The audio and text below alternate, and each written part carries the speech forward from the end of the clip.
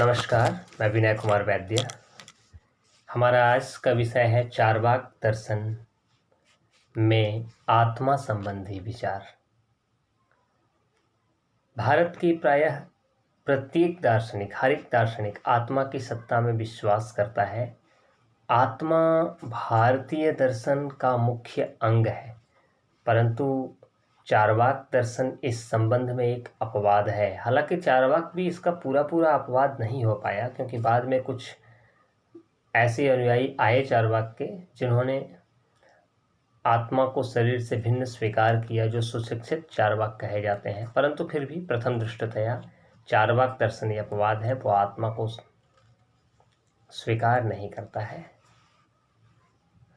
प्रत्यक्ष ही ज्ञान का एकमात्र साधन है, ऐसा चार्वाक कहते हैं। और प्रत्यक्ष को ज्ञान का एकमात्र साधन मानने के कारण चार्वाक उन्हीं वस्तुओं के अस्तित्व को स्वीकार करता है जिनका प्रत्यक्ष होता है। और चूंकि आत्मा का प्रत्यक्ष नहीं होता, इसलिए आत्मा का अस्तित्व नहीं है, आत्मा की सत्ता नहीं है। भारतीय दर्शन में आत्मा के संबंध में विभिन्न धारणाएं दिख पड़ती हैं। कुछ दार्शनिकों ने चैतन्य को, चेतना को आत्मा का मूल लक्षण, मूल गुण माना है, तो कुछ ने चेतना को आत्मा का आगंतुक लक्षण कहा है। अब जिन लोगों ने चेतना को, चैतन्य को आत्मा का मूल लक्षण कहा है, उन लोगों ने माना है कि आत्मा स्वभावतः चेतन है। लेकिन इसके विपरीत जिन लोगों ने चेतना को, चैतन्य को आत्मा का आगंतुक लक्षण कहा है, उन लोगों के अनुसार आत्मा स्वतः चैतन्य, स्वभावतः चैतन्य नहीं है। चेतना का संचार आत्मा में विशेष परिस्थिति में होता है, अर्थात जब आत्मा का संबंध मन, इंद्रिय, शरीर आदि से होता है, तब आत्मा में चेतना का संचार होता है। ऐसा वे लोग मानते हैं जो आत्मा का आगंतुक लक्षण चेतना को मानते हैं, चैतन्य मानते हैं। चार्वाक चैतन्य को अथार्थ मानता है, क्योंकि चैतन्य का ज्ञान प्रत्यक्ष होता है, और जिसका ज्ञान प्रत्यक्ष होता है उसकी सत्ता है। यह प्रत्यक्ष दो प्रकार का है, एक बाह्य प्रत्यक्ष और दूसरा आंतरिक प्रत्यक्ष। बाह्य प्रत्यक्ष से बाहरी जगत का ज्ञान होता है, जबकि आंतरिक प्रत्यक्ष से आंतरिक जगत का, हमारे अंदर का ज्ञान होता है।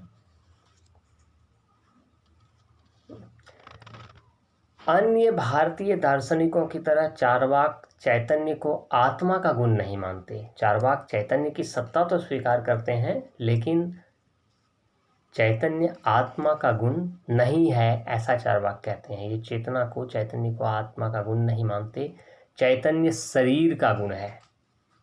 चार्वाक के अनुसार शरीर में ही चेतना का अस्तित्व रहता है। और यहाँ पर यह आक्षेप किया जा सकता है कि जब शरीर का निर्माण वायु, जल, पृथ्वी, अग्नि जैसे भौतिक तत्वों से हुआ है, जिसमें चेतना का अभाव है, तब उस चैतन्य का आविर्भाव शरीर में कैसे हो सकता है। यानी जिससे भी, क्यों चार्वाक कहता है कि चार तत्वों से शरीर बना है, पृथ्वी, जल, अग्नि और वायु, और ये चारों तत्वों में चेतना है नहीं। तो जब इसमें चेतना नहीं है, तो चारों तत्वों से बना हुआ ये शरीर में चेतना कैसे आ जाता है, चैतन्य का आविर्भाव कैसे हो सकता है। जो गुण कारण में नहीं है, वह गुण कार्य में कैसे हो सकता है। चार्वाक ने इन प्रश्नों का उत्तर देने के लिए एक उपमा का उपयोग किया है, एक उदाहरण बताया है और कहा है कि जिस प्रकार पान, कत्था, सुपारी, चूना, इनमें लाल रंग का अभाव है, फिर भी ये सब जब एक दूसरे से मिलते हैं तो लाल रंग की उत्पत्ति हो जाती है। उसी प्रकार अग्नि, वायु, पृथ्वी और जल के चार भूत जब आपस में मिलते हैं तो चैतन्य का विकास होता है। फिर कहते हैं गुड़ में मादकता का अभाव है, गुड़ में नशा नहीं है, परंतु जब वह सड़ जाता है सड़ने के बाद गुड़ में मादकता यानी नशा का निर्माण हो जाता है। चैतन्य भी इसी तरह शरीर का ही एक विशेष गुण है। जब ये चारों भूत एक विशेष मात्रा में एक दूसरे से मिलते हैं तब शरीर में चैतन्य का विकास होता है। शरीर से अलग चेतना का अनुभव नहीं होता है, ऐसा चार्वाक कहते हैं। शरीर के साथ चेतना वर्तमान रहती है और शरीर के अंत के साथ ही चेतना का भी अंत हो जाता है। इस प्रकार चेतना का अस्तित्व शरीर से स्वतंत्र नहीं है। इसलिए चार्वाक आत्मा को शरीर से भिन्न नहीं मानता है। शरीर से भिन्न अलग वो नहीं मानते हैं, बल्कि चैतन्य शरीर ही आत्मा है। कॉन्शियस बॉडी है जो है वही आत्मा है। चैतन्य विशिष्ट देह को चार्वाक ने आत्मा कहा है। चैतन्य विशिष्टो देह स एव आत्मा। चैतन्य विशिष्ट देह एव आत्मा। आत्मा शरीर है और शरीर आत्मा है। आत्मा और देह के बीच में अभेद मानने के फलस्वरूप चार्वाक का जो आत्मा संबंधी विचार है उसे देहात्मवाद कहा जाता है। The theory of the identify of soul and body. ये जो देहात्मवाद है, यानी चार्वाक ने देहात्मवाद अर्थात आत्मा और शरीर की अभिन्नता को अनेक प्रकार से पुष्ट किया है, बहुत सारा तर्क दिया। उसने कहा कि व्यावहारिक जीवन में आत्मा और शरीर की अभिन्नता मनुष्य भिन्न भिन्न उक्तियों से प्रमाणित करता है। जैसे हम हमेशा अक्सर कहते हैं मैं मोटा हूँ, मैं पतला हूँ, मैं काला हूँ, मैं गोरा हूँ, और इन सारी युक्तियों का प्रयोग हम किसके लिए करते हैं, आत्मा के लिए या शरीर के लिए? दोनों के लिए हम इसका प्रयोग कर लेते हैं। तो इन युक्तियों से आत्मा और शरीर की एकता परिलक्षित होती है। मोटापन, कालापन, पतलापन ये सब शरीर के ही गुण हैं। अतः आत्मा और शरीर एक ही वस्तु के दो भिन्न भिन्न नाम है, ऐसा चार्वाक कहते हैं। पुनः आत्मा शरीर से भिन्न नहीं है, आत्मा शरीर से अलग नहीं है। यदि आत्मा शरीर से अलग होती तो मृत्यु के उपरांत आत्मा का शरीर से पृथक रूप में दिखना चाहिए था आत्मा को ना। लेकिन मृत्यु के बाद आत्मा का पृथक्करण शरीर से नहीं होता है, वो दिख नहीं पड़ता है। किसी व्यक्ति के मृत्यु के समय आत्मा को शरीर से अलग होते हुए आज तक देखा नहीं गया है, और शरीर जब तक जीवित है तब तक आत्मा भी जीवित है। शरीर से आत्मा का अलग अस्तित्व होना असिद्ध है, संभव नहीं है। फिर कहते हैं कि जन्म के पूर्व और मृत्यु के पश्चात, जन्म से पहले और मरने के बाद आत्मा का अस्तित्व मानना निराधार है। जन्म के पश्चात चेतना का आविर्भाव, जन्म के बाद चेतना का आविर्भाव होता है और मृत्यु के साथ ही उसका अंत हो जाता है। चेतना का आधार शरीर है, शरीर में ही चेतना होती है। जब चेतना का जो आत्मा का गुण है, चेतना आत्मा का गुण है, तो ये जब चेतना का अस्तित्व शरीर के अभाव में असंभव है तो फिर आत्मा को शरीर से भिन्न कैसे माना जा सकता है? चैतन्य का आधार शरीर है और शरीर नहीं रहेगा तब चेतना भी नहीं रहेगी, तो फिर आत्मा नाम की क्या सत्ता है? उसको स्वीकार ही नहीं किया जा सकता है।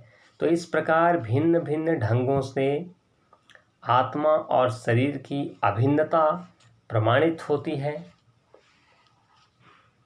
चार्वाक दोनों को एक सिद्ध करने का प्रयास करते हैं। कुछ विद्वानों का मत है कि सभी चार्वाक आत्मा और शरीर की एकता में विश्वास नहीं करते हैं, उनमें भी विवाद है। कुछ लोग चार्वाक के आत्मा को दो पार्ट में बांटते हैं। चार्वाक का जो संप्रदाय है वो दो पार्ट में बंट जाता है, जिनमें एक कहलाता है धूर्त चार्वाक और दूसरा संप्रदाय कहलाता है सुशिक्षित चार्वाक। तो धूर्त चार्वाक जो है वो आत्मा और शरीर को अभिन्न मानता है, किसी हालत में दोनों को अलग नहीं मानता है। शरीर 4 भौतिक तत्वों के संयोग का प्रतिफल है और चेतना आत्मा का आकस्मिक गुण है। आत्मा शरीर का ही दूसरा नाम है। सुशिक्षित चार्वाक इसके विपरीत आत्मा को शरीर से भिन्न मानते हैं। यानी एक तरफ जहाँ धूर्त चार्वाक आत्मा और शरीर को एक मान रहे थे, लेकिन जो सुशिक्षित चार्वाक है, चाहे दूसरा संप्रदाय है, वो आत्मा को शरीर से अलग मानता है। आत्मा को नाना प्रकार की अनुभूतियाँ होती हैं, दूसरे शब्दों में आत्मा ज्ञाता है, परंतु ये भी यानी सुशिक्षित चार्वाक भी आत्मा को शाश्वत नहीं मानते। शरीर का अंत ही आत्मा का अंत है। शरीर का नाश होने पर आत्मा का भी नाश हो जाता है, ऐसा चार्वाक कहते हैं। शरीर से अलग आत्मा की सत्ता नहीं मानने के फलस्वरूप आत्मा से संबंधित जितने भी प्रश्न हैं उन सब का चार्वाक दर्शन में खंडन किया गया है। सामान्यतया साधारणतः भारत का जो भी दार्शनिक है वो आत्मा के अमरत्व में विश्वास करता है, यानी कहते हैं कि आत्मा अमर है, परंतु चार्वाक का मत ऐसा नहीं है और इसलिए वे लोग यानी चार्वाक जो है वो इस मत पर यानी आत्मा की अमरता के विरुद्ध आवाज़ उठाता है और चार्वाक कहते हैं कि आत्मा अमर नहीं है। शरीर के नाश के साथ ही आत्मा की स्थिति का भी अंत हो जाता है, आत्मा का भी नाश हो जाता है। वर्तमान जीवन के अतिरिक्त कोई दूसरा जीवन नहीं है। पूर्व जीवन और भविष्य जीवन में विश्वास करना निराधार है, उसका कोई आधार नहीं है। पूर्व जन्म को मानने की आवश्यकता भी नहीं है। यदि आत्मा का पुनर्जन्म होता तो जिस प्रकार हम बुढ़ापे में अपनी बाल्यावस्था के अनुभवों का स्मरण करते हैं, उसी प्रकार आत्मा को भी अतीत जीवन के अनुभवों का स्मरण करना चाहिए था, है ना। हम बालक में क्या करते थे, कैसे करते थे, उसका स्मरण करते हैं। तो उसी तरह से ये भी अनुभव होना चाहिए था ना कि इससे पहले का जो जन्म है उसमें हम क्या थे और क्या कर रहे थे। परंतु आत्मा को पूर्व जीवन की अनुभूतियों का स्मरण नहीं होता है। इनसे प्रमाणित होता है कि आत्मा के पुनर्जन्म की बात मिथ्या है।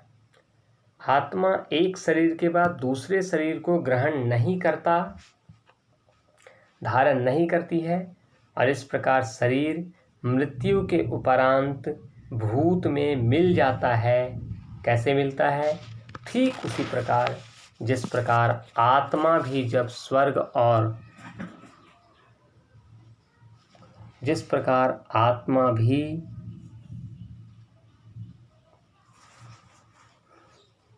यानी मृत्यु के उपरांत जिस प्रकार शरीर भूत में मिल जाता है, उसी प्रकार आत्मा भी भूत में मिल जाता है। जब स्वर्ग और नरक का अस्तित्व ही नहीं है, तब स्वर्ग को अपनाने के लिए तथा नरक से बचने के लिए प्रयत्नशील रहना मानव के अज्ञान और अविवेक की पहचान है। स्वर्ग और नरक के संबंध में बोलना एक मानसिक बीमारी है, ऐसा चार्वाक कहते हैं। यदि थोड़े समय के लिए स्वर्ग और नरक के अस्तित्व को मान भी लिया जाए, चार्वाक कहते हैं कि यदि स्वर्ग और नरक की सत्ता को थोड़े समय के लिए मान भी लिया जाए, स्वीकार भी कर लिया जाए, तो इसी संसार में स्वर्ग और नरक दोनों निहित है। इस विश्व में जो व्यक्ति सुखी है वो स्वर्ग में है और जो दुखी है वो नरक में है।